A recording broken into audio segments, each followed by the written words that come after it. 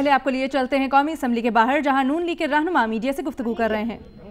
हम नहीं चाहेंगे, हम लोग सदर्न पंजाब वाले नहीं चाहेंगे, मेरी माँ नॉर्दर्न पंजाब की है वो नहीं चाहेगी, मगर जो कुछ हो रहा है यहाँ पर हम अखलाकियात को भी खो रहे हैं। और ये बहुत इम्पोर्टेंट चीज है कि अगर हम अपना सब कुछ खो जाए। और ये बात बताएं, अगर हम अपने सुप्रीम कोर्ट को नहीं मानते, अगर हम अपने सुप्रीम कोर्ट की बातों को नहीं मानेंगे, तो फिर हम ये कह रहे हैं कि हम अपने एक इंस्टीट्यूशन को नल एंड वॉइड कर रहे हैं। यही हमारा ख्वाहिश है, यही हम चाहते हैं। क्या इसी को हम अच्छा समझते हैं? मैंने ये 2-3 बातें करनी थी, आगे आप अपने जवाब दें। अपडेट्स का सिलसिला जारी रखते हैं और आपको बताएं कि इससे पहले इमरान खान का हुकूमत के खिलाफ आइंदा हफ्ते इस्लामाबाद में जलसे का ऐलान सामने आया है और इमरान खान की तमाम अपोजिशन जमातों को साथ चलने की दावत भी दी। चेयरमैन तहरीक इंसाफ इमरान खान ने कहा कि दुनिया में किसी भी मुल्क में ऐसा फैसला आता तो हुक्मरान पार्टी खुद वजीर आजम से इस्तीफा लेती। JIT सिर्फ उसी वक्त कामयाब होगी जब नवाज शरीफ वजीर आजम ना हो, यह कहा है पाकिस्तान तहरीक इंसाफ के चेयरमैन इमरान खान ने। क्या ये हमारी इतनी डिमांड गलत है कि हम कहें जनाब जब तक इन्वेस्टिगेशन हो रही है आप रिजाइन करें? ये कौन सी हमारी इतनी डिमांड गलत है? मैं ये नून लीग वालों से पूछता हूं, आप कल मिठाइयां किस चीज पे बांट रहे थे? मुझे कोई समझाए आपने कोई, यानी इतने आप बेवकूफ हैं, कम से कम पढ़ तो लेते। वो क्या कहा था सुप्रीम कोर्ट ने, पहली बार निकल के नवाज शरीफ जिंदाबाद और सब कुछ शुरू हो गए। ये है इखलाकी तबाही। मौलाना रूमी ने कहा था कौम ऐसे नहीं मरती, कौम माशी तौर पे नहीं मरती, कौम इखलाकी तौर पे मरती है। मैं आज ये अब यहां ऐलान कर रहा हूं, अगले जुमे को मैं जलसा कर रहा हूं यहां इस्लामाबाद में। मैं डिमांड करूंगा नवाज शरीफ से, मैं सारी कौम को कहता हूं निकलो, डिमांड करो कि रिजाइन करो, इस्तीफा दो। और हम ये रुकेगा नहीं, ये तहरीक चलती रहेगी। अगर ये JIT नवाज शरीफ के नीचे बननी है, इसकी कोई फायदा नहीं है। जबकि पीपल्स पार्टी ने पनामा केस में JIT बनाने का फैसला मुस्तरद कर दिया है। ग्रेड 19 के अफसर नवाज शरीफ से क्या तहकीकात करेंगे, यह सवाल किया है एतजाज अहसन ने। और दरखास्त गुजारों को JIT को जुडिशल कमीशन में तब्दील कराने के लिए नजरसानी दरखास्त का मशवरा भी दे दिया। जबकि अपोजिशन लीडर खुर्शीद शाह ने कौमी असम्बली में वजीर आजम से इस्तीफे का मुतालबा कर दिया। उन्होंने ये भी कहा कि वजीर आजम फैसला करें कि इदारों को बचाना चाहते हैं या अपने इक्तदार की जंग लड़ना चाहते हैं। अदारों ने बड़ा खुल के फैसला दे दिया है, कोई बात नहीं समझता, नहीं देखता, या ताकत के बलबूते पे उनके पास ताकत है, वो उस चीज को नहीं मानते, तो ये एक मजबूरी है। उसका जवाब फिर यही है कि हमें एहतजाज करना पड़ रहा है। क्योंकि कल सुप्रीम कोर्ट के 2 जजेस ने बड़ा क्लियर, क्रिस्टल एंड क्लियर, बिल्कुल वाजे 2 टोक कहा है कि वो 2 जज भी वो है जो एक पोनी जज है, चीफ जस्टिस बनने के लिए आगे आ रहा है, उसके बाद तीसरे नंबर पे जस्टिस गुलजार है, वो चीफ जस्टिस बनने के लिए। उन दोनों जजेस ने बड़ा क्लियर एक फैसला दे दिया।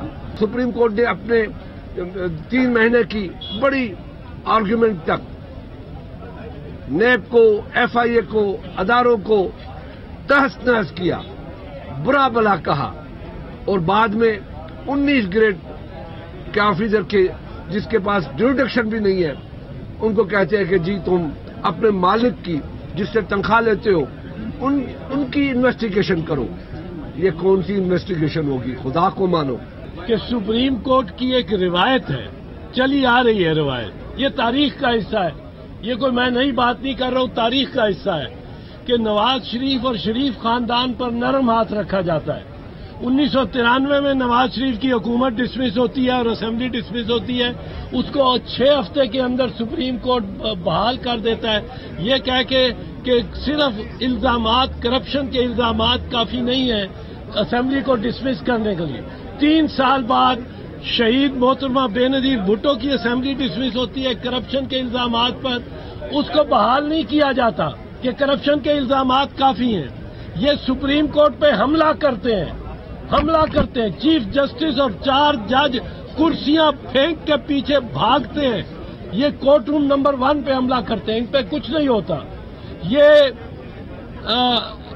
मॉडल टाउन में 14 अफराद को शहीद कर देते हैं, बशमूल 2 औरतों के। इन पे कुछ नहीं होता। JIT तो वहां भी बनी हुई है। और अपोजिशन जमातों की घन गरज के बाद हुकूमती अरकान का भरपूर जवाब। राजा जफरुल हक बोले, अपोजिशन ने तस्लीम कर लिया कि अदालत का फैसला नवाज शरीफ के खिलाफ नहीं आया। जबकि आबिद शेर अली ने कहा कि टोपी वाले मौलवी ने पीपल्स पार्टी और PTI में निकाह पढ़ा दिया है।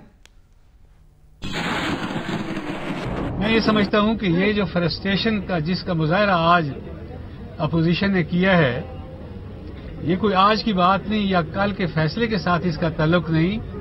ये 2013 के इलेक्शन में ये जो सारे खड़े थे, इनकी शिकस्त का जो बायस था वो भी इनका किरदार ही था। और उसके बाद जो उन्होंने आज मुजाहरा किया है या आइंदा का वो प्रोग्राम बता रहे हैं, वो भी उसी शिकस्त का ही एक नतीजा है। मुझे समझ नहीं आती, इत्तेदाद हसन कहते हैं कि जी हम JIT को नहीं मानते। आप ना मानने चले, आपके कहने पे हम JIT बना लेते हैं, जिसके सरबराह डाकू आसिफ अली जरदारी को बना दें, अपनी आंटी है यान अली को साथ उसका मेंबर बना दें, साथ उसके डॉक्टर आसिम को, तो फिर आप अपने अंकल शजील मेमन को उसका मेंबर बना के फैसला कर दें। आप क्या बात है। देखें, अदालत उज़्मा का फैसला आया है। पीपल्स पार्टी का ट्रेंड रहा है हमेशा कि इन्होंने कभी जिंदगी में अदलिया का एहतराम करना नहीं सीखा। खुद तो करप्शन से बिल्कुल भरे हुए, सर से लेकर पांव तक ये करप्शन में भरे हुए हैं। जबकि अमीर जमात इस्लामी सिराजुल हक ने कहा है कि वज़ीर आज़म तहकीकात मुकम्मल होने तक इस्तीफा दें। ये पूरी कौम की बेइज्जती के बराबर है कि पाकिस्तान आने वाले आलमी रहनुमाओं से एक ऐसा वज़ीर आज़म मिले जिसके खिलाफ तहकीकात चल रही हों। मैं इंसाफ की बात करता हूं कि तहकीकात होने तक वो अपनी इस मनसब से अलहदा हो जाए। इसलिए कि बाहर से बड़े लोग आते हैं, सुदूर आते हैं, वज़ीर आज़म आते हैं। वो जब ये सोचेंगे कि एक ऐसा वज़ीर आज़म है जो दागदार हो गया है, जिनके बारे में जजेस ने कहा कि ये ना अहल रहा है, जिनके बारे में तहकीकात हो रहे हैं, तो हमारे मुल्क का वक़ार क्या होगा, 20 करोड़ अवाम की इज्जत क्या रहेगी। इसलिए इसमें हुकूमत के लिए भी इज्जत का एक सामान है कि वो तहकीकात होने तक अपनी इस मनसब से अलहदा हो जाए। और ये ऐसा कोई बात नहीं है कि पहली बार ये हो रहा है। दुनिया के मुहज़्ज़ब कौमों में जिस पर भी इल्ज़ाम लगता है, वो उस वक़्त तक उस ओहदे को छोड़ जाते हैं, वो मनसब को छोड़ जाते हैं जब तक उसकी सफाई ना हो। मैं समझता हूं कि कभी कभार चेयरमैन साहब, जहर का प्याला पीने में इंसान को जिंदगी मिलती है। और आज सुकरात का नाम इसलिए जिंदा है कि उन्होंने उसूलों के खातिर जहर का प्याला पिया था। दूसरी जानिब वजीर मुमलिकत आबिद शेर अली कहते हैं कि मरियम नवाज पर कीचड़ उछालने की कोशिशें नाकाम हो गईं। अदालती फैसले से जाहिर हो गया कि उनका दामन साफ है। और जो हमारी बहन मरियम नवाज के ऊपर ये तोहमतें लगाते थे, उनकी इन्वॉल्वमेंट की बात करते थे, और कल हक सच का फैसला आया और हमारी बहन मरियम नवाज का दामन साफ रहा। हमारे लीडर मियां मोहम्मद नवाज शरीफ और उनके खानदान के ऊपर जो इन्होंने कीचड़ और गंद उछालने की कोशिश की थी, वो उसका सफाया हो गया। लेकिन कौम को मुबारकबाद होगी कि इंशाअल्लाह ताला ये तरक्की का सफर नहीं रुकने वाला। इमरान खान का दावा है कि मरियम नवाज को पनामा केस की तहकीकात में क्लीन चिट नहीं मिली। अदालत ने नीलसन और नेस्कोल की असल मिल्कियत का तयन करने की भी हिदायत की है, जो जर्मन अखबार के मुताबिक मरियम नवाज हैं। ये ख्वाहिश तो हो सकती है, आप जरा पढ़ तो लें जो उन्होंने लिखा है। जो 5 जजेस ने, 2 जजेस ने नहीं, 5 जजेस ने कहा है कि कौन बेनिफिशियरी ओनर है नीलसन और नेस्कॉल का, क्योंकि अभी तक उन्होंने रिजेक्ट कर दिया कि वो जो ट्रस्ट डीड नहीं थी भाई और बहन के अंदर, पर मुस्तरद कर दिया है। उन्होंने डिमांड किया है कि नीलसन और नेस्कॉल कंपनीज का बेनिफिशियरी ओनर कौन है, जो कि आईसीआईजे, एक मिनट, आईसीआईजे की वेबसाइट के ऊपर वाज़े तौर पे और जर्मन अखबार में लिखा हुआ है कि मरियम नवाज बेनिफिशियरी ओनर है। अगर वो निकलाती है, उन्होंने एक मिनट सुन तो लो, जेआईटी में उन्होंने कहा कि ये इन्वेस्टिगेट होगी कि कौन है बेनिफिशियरी ओनर, और बेनिफिशियरी ओनर आईसीआईजे के ऊपर जिससे सारों ने जो भी उसकी डॉक्यूमेंट छपी है, एक ने चैलेंज नहीं की, और उसमें वो है मरियम नवाज। पनामा केस के फैसले के बाद कौमी असम्बली का हंगामा खेज इजलास, जहां अपोजिशन ने वजीर आजम से मुस्ताफी होने का मुतालबा कर दिया। जी हाँ, इस दौरान अपोजिशन ने शोर शराबा भी किया, हंगामा आराई भी देखने में आई और अपोजिशन अरकान ने स्पीकर के डाइस का घेराव भी किया। इजलास की तफसीलात जानते हैं हमारे नुमाइंदे आसिफ बशीर चौधरी से। आसिफ बशीर चौधरी, इजलास का अहवाल बताइएगा। जी, आज इजलास से कबल अपोजिशन के जो पार्लिमानी लीडर्स थे उनका एक अहम इजलास हुआ सईद खुर्शीद शाह की सदारत में, और इमरान खान भी आज के इजलास में शिरकत के लिए खसूसी तौर पर आए थे। इजलास में ये फैसला किया गया था कि कौमी असम्बली में floor of the house opposition जो है वो हुकूमत को टफ टाइम देगी। इजलास का जो ही आगाज हुआ तो सैयद खुर्शीद शाह अपनी नशिस्त पर खड़े हुए और उन्होंने मुतालबा किया कि वजीर आजम मुस्ताफी हो जाएं, क्योंकि सुप्रीम कोर्ट के 2 जजेस ने उनको नाअहल करार दे दिया है, और अगर वो इस्तीफा देकर इस पार्लियामेंट और इस सिस्टम को बचा लें। उनकी तकरीर जारी थी कि डिप्टी स्पीकर ने कहा कि वक्फा सवालात के बाद बाकी कार्रवाई को रखेंगे, क्योंकि अभी वक्फा सवालात का टाइम है।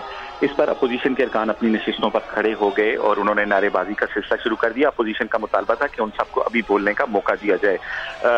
अपोजिशन की नारेबाजी के बाद फिर हुकूमती अरकान भी अपनी नशिस्तों पर खड़े हो गए। शदीद नारेबाजी दोनों जानिब से की गई। अपोजिशन के अरकान ने एजेंडे की कापियां फाड़ दी, स्पीकर के जो डाइस है उसका घेराव किया और शदीद नारेबाजी की। इस दौरान डिप्टी स्पीकर मुसलसल जो है वो दरख्वास्त करते रहे दोनों तरफ से कि वो खामोश हो जाएं ताकि इजलास की कार्रवाई जो है उसको चलाया जा सके। ताहम जब ऐसा मुमकिन ना हुआ तो उन्होंने इजलास को गैर मुअय्यना मुद्दत तक मुलतवी कर दिया। नेशनल असम्बली का इजलास आज रूटीन में भी गैर मुअय्यना मुद्दत के लिए मुलतवी होना था, ताहम आज की हंगामा आराई की वजह से आज के एजेंडे की कार्रवाई पर अमल नहीं हो सका। जी ठीक है, हंगामा आराई की वजह से आज के एजेंडे की कार्रवाई पर अमल नहीं हो सका और गैर मुअय्यना मुद्दत तक कौमी असम्बली का इजलास मुलतवी कर दिया गया। आपको बता रहे हैं कि पनामा केस के फैसले के बाद कौमी असम्बली का हंगामा खेज इजलास, और यहाँ पर अपोजिशन ने वजीर आजम से मुस्ताफी होने का मुतालबा किया। कौमी असम्बली इजलास के दौरान अपोजिशन शोर शराबा करती रही, हंगामा आराई भी हुई और अपोजिशन अरकान ने स्पीकर के डाइस का घेराव किया और एजेंडे की कॉपियां भी फाड़ दी। जी हाँ, पनामा केस के फैसले के बाद कौमी असम्बली का हंगामा खेज इजलास, जिसके मनाज़िर भी आप टेलीविजन स्क्रीन पर देख सकते हैं। अपोजिशन ने वजीर आजम से मुस्ताफी होने का मुतालबा किया है।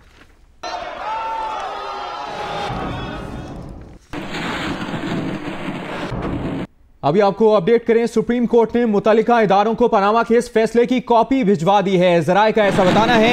आपको बताएं कि फैसले की कॉपी नैब, FIA, state bank, ISI, MI को भिजवाई गई है। फैसले की कॉपी इन इदारों के सरबराहों को भेजी गई है। इस हवाले से तफसीलात जानते हैं अब्दुल कय्यूम सिद्दीकी से। अब्दुल कय्यूम, अपडेट कीजिएगा। जी, जैसा कि कल सुप्रीम कोर्ट ऑफ पाकिस्तान ने प्राइम मिनिस्टर के खिलाफ तहकीकात के हवाले से JIT तश्कील देने का हुक्म दिया था और अदालत ने ये कहा था कि तमाम state bank, FIA, DG ISI, DG MI और security exchange commission of Pakistan के आला अफसरान पर मुश्तमिल एक मुश्तरका तहकीकाती टीम तश्कील दी जाए। और इस हवाले से 7 रोज के अंदर उन्होंने सुप्रीम कोर्ट ऑफ पाकिस्तान में जजेस के चैम्बर में ये रिपोर्ट देनी है और नामजदगियां करनी है JIT के हवाले से। तो सुप्रीम कोर्ट ऑफ पाकिस्तान की जो ब्रांच है उन्होंने मुतल्लका हुक्म जो है वो मुतल्लका इदारों जिसमें DG ISI, DG MI और security exchange commission, state bank of Pakistan और FIA, इनके मुतल्लका अफसरान जो हैं उनको ये सुप्रीम कोर्ट ऑफ पाकिस्तान ने तमाम जो फैसला है उसकी कॉपीज जो हैं उनको भिजवा दी गई हैं, जिसके अंदर कहा गया है कि वो नॉमिनेशन 7 दिन के अंदर अंदर सुप्रीम कोर्ट ऑफ पाकिस्तान को इन आला अफसरान की भिजवाएं। सुप्रीम कोर्ट ऑफ पाकिस्तान ने गुज़िश्ता रोज ये अपने अक्सरियती फैसले में हल किया था कि जो 13 सवालात हैं जो कि सुप्रीम कोर्ट ऑफ पाकिस्तान ने कहा कि इनका तयन होना चाहिए, उनकी तहकीकात होनी चाहिए और उस हवाले से एक JIT जो ज्वाइंट इन्वेस्टिगेशन टीम है वो तश्कील दी जाएगी। उसमें FIA का एडिशनल डायरेक्टर की सतह का officer, security and exchange commission का एक ऐसा ऑफिसर जो कि वाइट कॉलर क्राइम के हवाले से एक्सपर्टीज रखता हो, इसी तरह से स्टेट बैंक ऑफ पाकिस्तान का एक आला अफसर और जो इंटर सर्विसेज इंटेलिजेंस ISI है उनका एक सीनियर ऑफिसर और मिलिट्री इंटेलिजेंस का एक सीनियर ऑफिसर। तो सुप्रीम कोर्ट ऑफ पाकिस्तान ने इन तमाम इदारों के जो सरबराहान हैं उनको सुप्रीम कोर्ट ऑफ पाकिस्तान का फैसला भिजवा दिया है और इस फैसले के अंदर ये कहा गया है कि ये तमाम मुतल्लिका अफसरान जो हैं इदारों के सरबराहान 7 दिन के अंदर अंदर सुप्रीम कोर्ट ऑफ पाकिस्तान को इन ऑफिसर्स की नामजदगियां भिजवाएंगे, जिनको स्क्रूटनी के बाद सुप्रीम कोर्ट ऑफ पाकिस्तान जो है वो उसकी अप्रूवल देगी, जिसके बाद GIT तश्कील पाएगी। और ये GIT का मैंडेट ये होगा कि वो 60 दिन के अंदर अंदर जो 13 सवालात सुप्रीम कोर्ट ऑफ पाकिस्तान ने अपने फैसले में दिए हैं उनकी तहकीकात करके रिपोर्ट देगी। और इस दौरान में जब एक हतमी रिपोर्ट आएगी, इस दौरान में वो इंटरिम रिपोर्ट्स भी कि हर 2 हफ्ते के बाद जो है वो एक स्पेशल बेंच तश्कील दिया जाएगा। इस हवाले से अदालत ने यह दरख्वास्त की थी चीफ जस्टिस ऑफ पाकिस्तान को भी ये दरख्वास्त की गई है कि वो एक अमल दरामद का इम्प्लीमेंटेशन बेंच जो है वो बनाएंगे, जो कि इन तमाम तहकीकात को निगरानी करेगा। और उस जो स्पेशल बेंच होगा उसको आइन के आर्टिकल 184(3), आइन के आर्टिकल 187 सब क्लॉज 2 और आइन के आर्टिकल 190 के तहत अहकाम जारी करने के इख्तियारात भी होंगे। सही। फैसले की कॉपी नैब, FIA, state bank, ISI, MI को भिजवाई गई है। अब्दुल क़य्यूम सिद्दीकी, आपने अपडेट किया, बहुत शुक्रिया।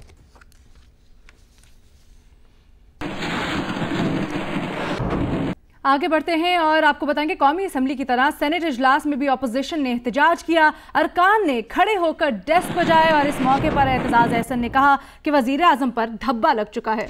उन्होंने ये भी कहा कि वजीर आजम खुद को नाअहल तस्लीम नहीं करते तो अपोजिशन इस्तीफे का मुतालबा करती है। इजलास की तफसीलात जानते हैं हमारी नुमाइंदा नौशीन यूसुफ से। नौशीन यूसुफ, इजलास का अहवाल बताइएगा।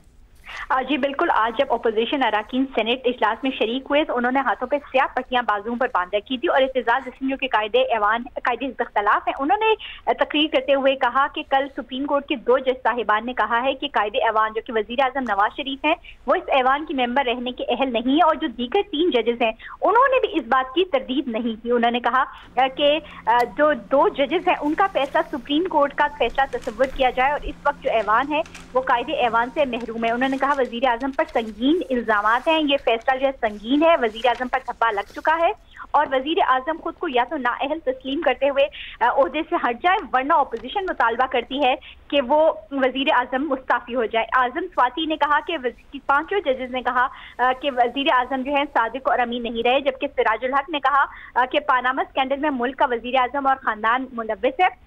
जब तक मामला जो है इसकी जुडिशल कमीशन जो JIT है उसकी तहकीकात करिए तब तक वजीर आजम जो है अपने ओहदे से अलग हो जाए। इसके बाद जब हुकूमत की जानिब से सेनेटर निहाल हाशमी ने बात करने की कोशिश की तो अपोजिशन अरकान अपने बेंचेस पे खड़े हो गए और उसके अलावा उन्होंने नारेबाजी की। गो नवाज को के साथ साथ उन्होंने दीगर नारेबाजी वजीर आजम के इस्तीफे का मुतालबा करते रहे। चेयरमैन सेनेट अरकान को खामोश कराने की बात करते रहे, जिसके बाद उन्होंने केनेथ विलियम जिन्होंने फौजी अंदाज में नारा लगाने की कोशिश की तो चेयरमैन सेनेट ने उन्हें भी मना किया, जिसके बाद इजलास गैर मुअय्यना मुद्दत तक मुलतवी कर दिया। उसके बाद इजलास गैर मुअय्यना मुद्दत तक मुलतवी हो गया। अपोजिशन जमातों ने एहतजाज किया, हाथों पर स्याह पट्टियां बांध के। बहुत शुक्रिया नौशीन यूसुफ हमें तफसीलात से आगाह करने के लिए।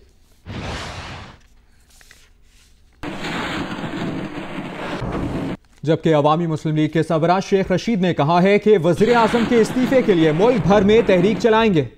उन्होंने ये भी कहा कि पूरी अपोजिशन एक नुकाती एजेंडे पर मुत्तफिक हो गई। पप्पू इम्तिहान में फेल हो गया लेकिन फिर भी मिठाइयां बांटी जा रही हैं।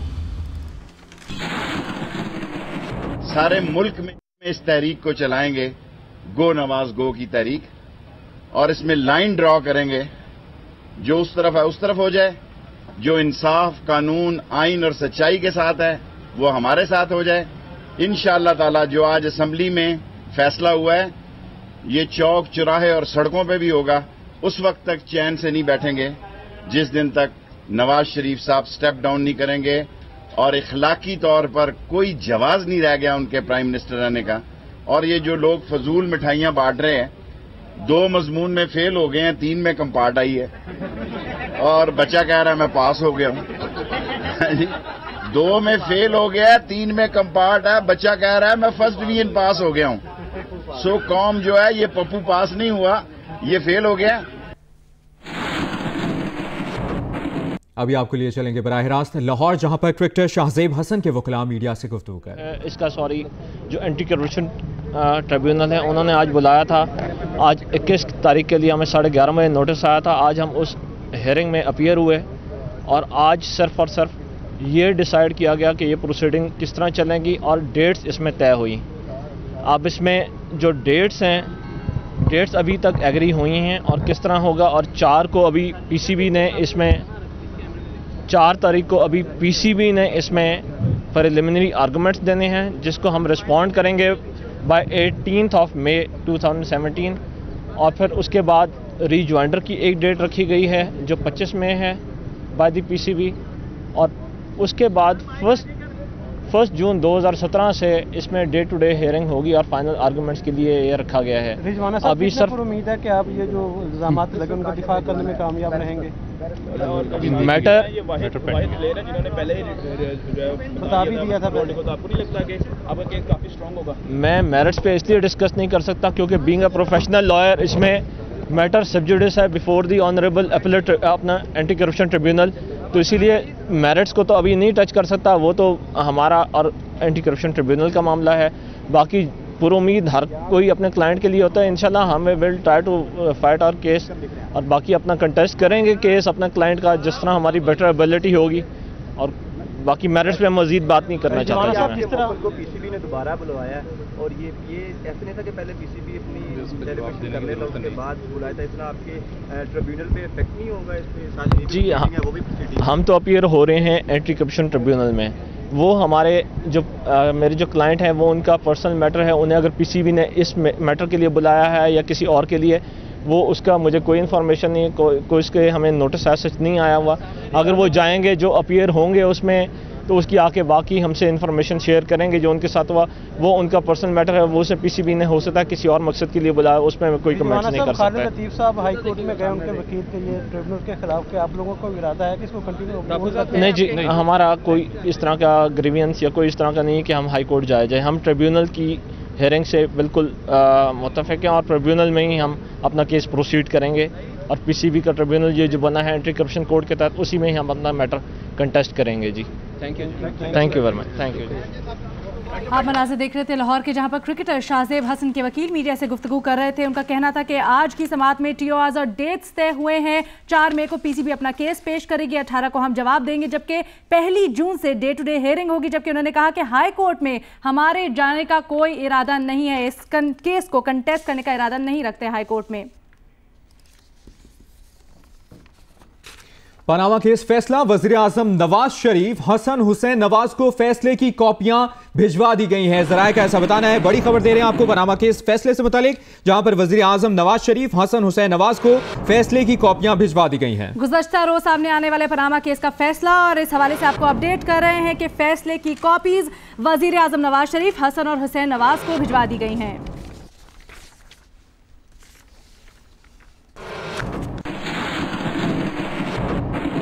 और खबर यह भी कि पाकिस्तान स्टॉक एक्सचेंज में पहले कारोबारी सेशन के इख्तिताम तक तेजी का रुझान देखने में आया है। 100 इंडेक्स 590 पॉइंट्स के इजाफे से 4933 पर खत्म हुआ है। जी हाँ, 49,333 पॉइंट्स पर बंद हुआ है। पाकिस्तान स्टॉक एक्सचेंज में पहले कारोबारी सेशन के इख्तिताम तक तेजी का रुझान देखा गया है।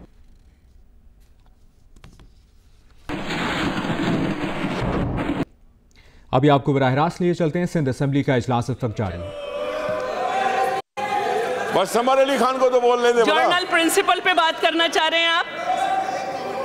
नहीं, आप जर्नल प्रिंसिपल बिल जो है उस पे आप बात करें।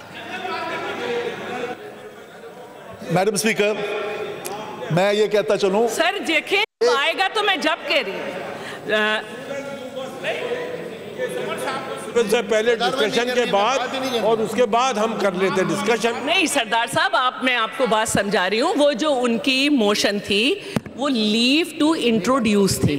वो लीव टू इंट्रोड्यूस जब मैंने कहा कि मैं हाउस में पुट कर रही हूँ तो इस पे कोई बात हमें डिस्कशन करना था ना। जनरल डिस्कशन के बाद क्लॉज बाय क्लॉज लेके हम अप्रूव कर लेते। मैं तो आपको जर्नल प्रिंसिपल पे बोलने को दे रही हूँ इजाजत। नहीं सरदार साहब, सरदार साहब बहुत अदब से मैं आपको एक्सप्लेन कर देती हूँ। आप लोग अगर सुन लिया करें, देखिए वो लीव टू इंट्रोड्यूस की मोशन थी।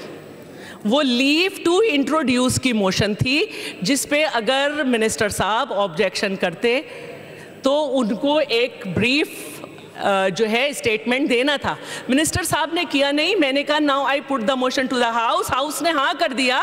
उसके बाद ये खड़े हुए, मैंने कहा मैं फिर भी आपको इजाजत दे रही हूँ, जरा मैं अपनी रूलिंग दे दूं कि आइज हैव इट। अब जर्नल प्रिंसिपल आ रहा है बिल का जर्नल प्रिंसिपल इस वक्त है, वो लीव टू इंट्रोड्यूस की मोशन थी, उस पर सब नहीं बोलते हैं। प्लीज, आप लोग मुझसे बहुत सीनियर हैं जी। जर्नल प्रिंसिपल पे अब आप लोग डिस्कशन कर सकते हैं कि वो लीव टू इंट्रोड्यूस थी। मैडम, ये इशू कोई है ही नहीं। It's a very honourable good move, everything everyone is in agreement with. It is just the modality that was followed. It was a rush job in which the opposition feels कि this is not handled right. Sindh assembly में होने वाले इजलास की कार्रवाई आप सुन सकते हैं। इस हवाले से तफसीलात जानते हैं। हमारे साथ मौजूद है हमारे नुमाइंदे कामरान रजी। कामरान, बताइएगा सिंध असेंबली में इस वक्त क्या चल रहा है, अहवाल बताइएगा।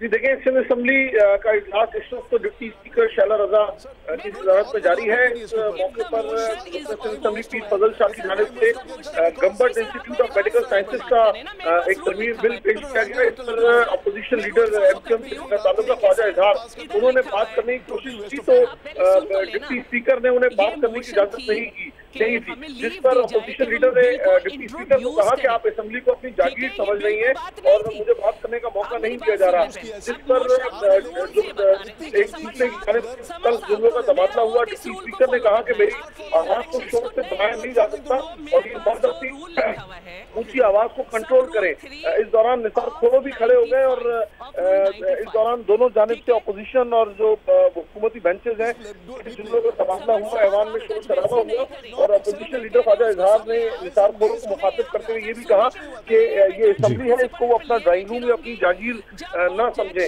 तो इस सारी सूरत हाल पर एमकेएम के अरकान ने शोर मचाया और नो नो के नारे भी लगाए, तो ऐवान में खासा शोर शराबा पैदा हो गया इस सूरत हाल में जब डिप्टी स्पीकर शैला रजा इजलास की सदारत करेंगे। सही है। सिंध असेंबली का इजलास अभी भी जारी है। कामरान रजी, आपने अपडेट किया, बहुत शुक्रिया।